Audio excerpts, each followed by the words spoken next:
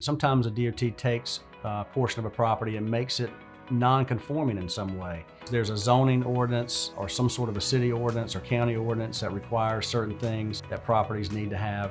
And when the DOT takes a part of it, it makes that property potentially non-conforming in some way as it relates to the ordinance. In other words, the property is now in violation of the city or county zoning ordinance.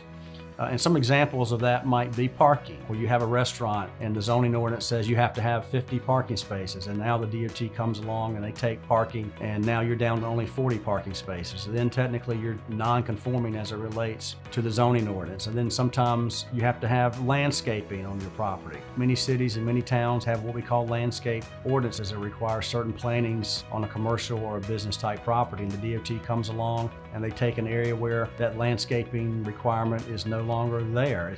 As far as the landscaping ordinance, your property is non-conforming.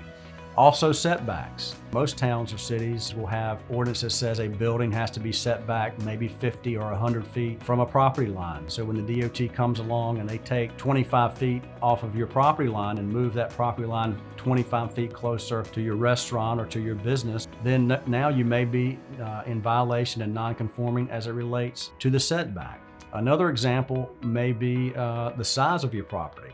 Cities, towns, counties will have a size requirement for development. For example, you have 2 acres with a convenience store on it, and now the DOT comes along and they take a half an acre, and now you only have an acre and a half left, and you're non-conforming as it relates to the size of your property.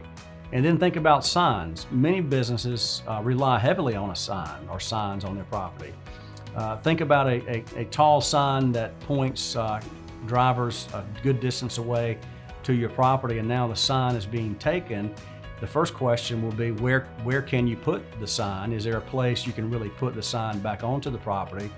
Or if there is, will you lose some part of your property you use for something else? In other words, many times the sign will now have to go back into a parking area, and you may lose 2 or 3 parking spaces just to put back the new sign. There are many things as far as zoning and ordinances that could make your property non-conforming after the DOT comes along and takes some of your property. A lot of times the DOT either misses those types of issues, they don't pay attention to it, or they know about it and they realize it, but they just minimize it and don't really put a full value of what you should get paid for those types of issues. So we want to emphasize, we want to focus on those things and maximize those issues that you can get compensated for, and minimize those issues in the law that you can't get compensated for.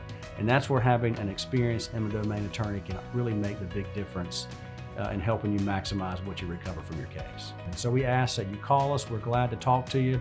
What we often do is, if you want to and you're interested, we can certainly meet you at your office, meet you at your property. Feel free to call us for your free consultation, and we can go from there.